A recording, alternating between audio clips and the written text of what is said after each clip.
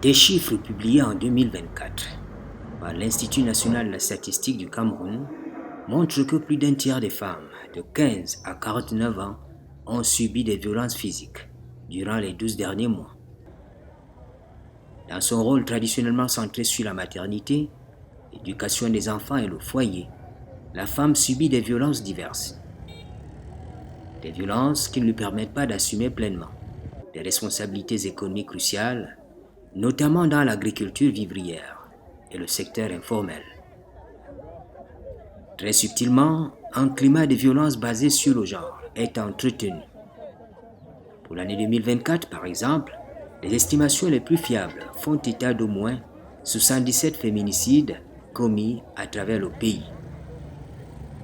Plusieurs facteurs participent à cette violence, et parmi eux, les mariages précoces, qui, d'après une étude de l'UNICEF publiée en juin 2022, augmentent la vulnérabilité à la violence et aux abus. Cette même source indique que 30% des Camerounaises âgées de 20 à 24 ans ont été mariées avant 18 ans et 11% avant 15 ans. La question des violences basées sur le genre préoccupe tous les maillons du corps social. Le gouvernement et ses partenaires, les cercles militants des droits humains. Et dans le cadre de la campagne mondiale des 16 jours d'activisme contre la violence fondée sur le sexe, initiative annuelle internationale qui se déroule du 25 novembre au 10 décembre, une rencontre de plaidoyer entre le gouvernement et les femmes parlementaires s'est tenue à l'Assemblée nationale.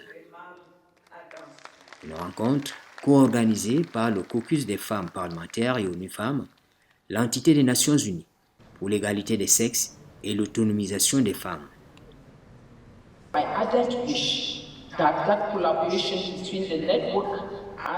Mon souhait ardent, c'est la relation consolidée entre le caucus et ONU Femmes.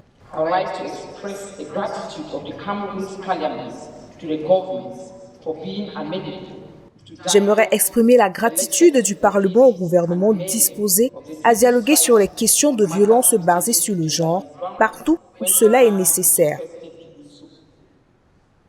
Gender-based violence is such a complex problem that warrants specifically targeted solutions. Les violences basées sur le genre sont complexes et nécessitent des solutions adaptées au contexte. GBV, it changes its nature or develops a new tentacle. Besides, in addition to indecent assault on women, which are more common, women in general and women in politicians in particular. Après tout, les femmes engagées dans la politique sont victimes des discriminations, des harcèlements sexuels, des invectives. Les technologies numériques sont venues aggraver le problème. Digital technology has compounded the problem with online violence. Dans le contexte qui est le nôtre, il a fallu renforcer le dialogue formel et multi-institutionnel, essentiel pour la compréhension des enjeux, aligner les priorités et proposer des mécanismes concrets visant à prévenir et éliminer les discriminations dans l'arène politique.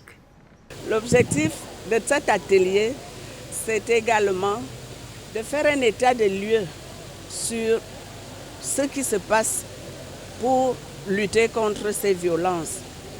Dans le code pénal, nous disposons d'un certain nombre de dispositions, mais c'est éparpillé à l'intérieur du code pénal.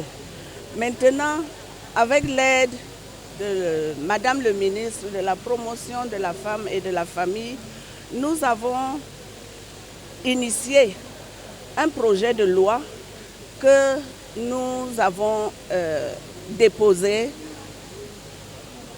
dans une structure idoine qui s'occupe de ce genre de problème. Et nous voulons saisir l'occasion de cet atelier pour savoir où est-ce qu'on en est avec ce projet de loi. La rencontre d'aujourd'hui avec notre accompagnement permettra aussi d'adresser la question des violences dont les femmes sont victimes en politique. Ce sont des formes de violences pernicieuses, parfois invisibles, qui prennent de nouvelles formes, comme l'a dit Madame la Présidente, les nouvelles formes de violence en ligne qui empêchent les femmes d'accéder à certaines positions de leadership parce qu'elles se sentent violentées en ligne, elles se sentent harcelées. Et ça, c'est une question aussi que nous devons regarder en face pour voir si nous avons des réponses appropriées à ces questions pour favoriser la participation des femmes aux instances de décision. Les discriminations structurelles à l'égard des femmes, harcèlement, y compris les violences verbales, psychologiques, numériques et parfois physiques, tout cela affecte la participation, la sécurité et la capacité des femmes à exercer leurs fonctions dans un environnement digne et équitable. Partout dans le monde, la lutte pour l'égalité entre les hommes et les femmes alimente les débats. Surtout quand il s'agit de promouvoir les femmes dans les espaces de prise de décision et les postes d'influence majoritairement occupés par les hommes. Pour améliorer la participation politique des femmes, il conviendrait donc de renforcer leur capacité personnelle en leadership et dans la maîtrise de l'environnement socio-politique, au-delà des ressources financières qui doivent lui permettre de soutenir son action. L'objectif de cette rencontre revêt ainsi une importance capitale pour l'avenir de notre pays afin de matérialiser le fait que la participation n'est pas un concept abstrait.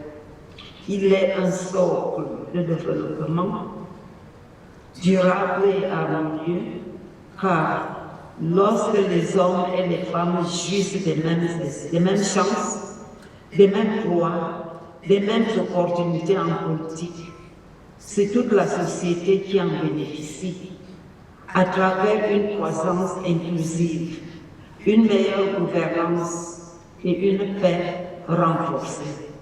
Cependant, de nombreux défis persistent tels que, je reviens sur les discriminations, les violences basées sur le genre, la pauvreté, l'éducation limitée, les stéréotypes sexistes, le manque de ressources et de soutien.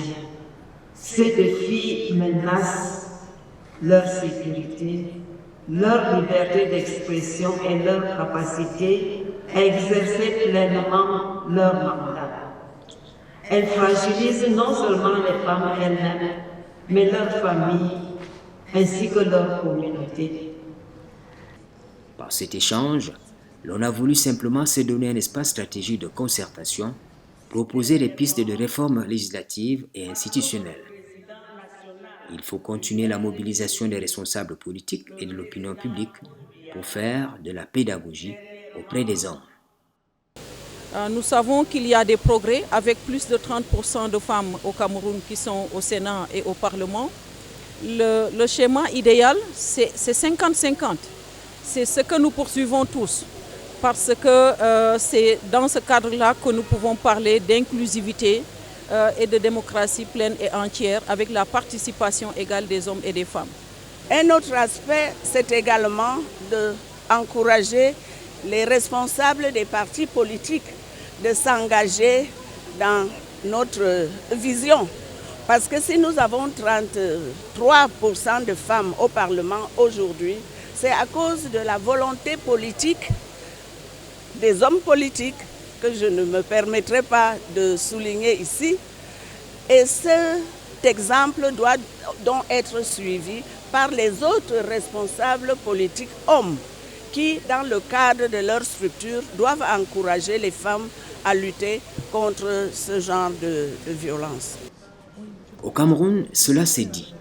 Les initiatives de facilitation d'un dialogue structuré entre le gouvernement, le caucus des femmes parlementaires et UNIFEM se multiplient afin de renforcer la prévention et la réponse aux discriminations et aux violences basées sur le genre en politique. Il est important de comprendre que la participation politique des femmes est la base d'une démocratie inclusive et une gouvernance représentative pour ne laisser personne de côté.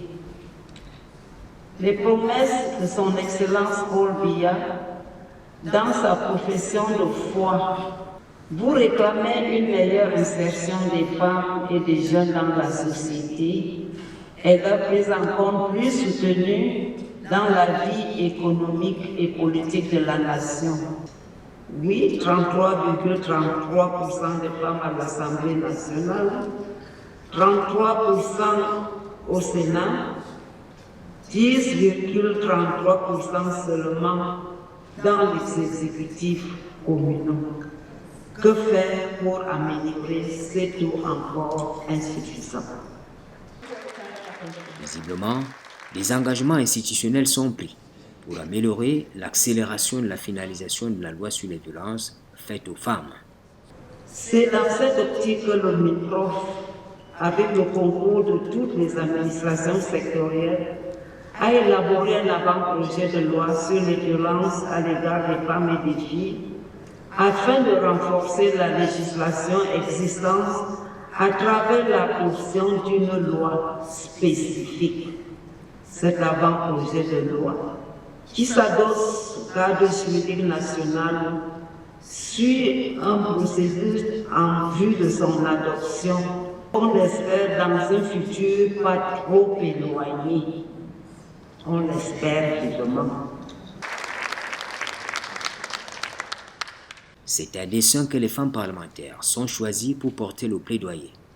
Comme on le sait, elles jouent un rôle crucial dans la promotion de l'égalité entre les femmes et les hommes, notamment à travers leurs fonctions législatives, budgétaires et de contrôle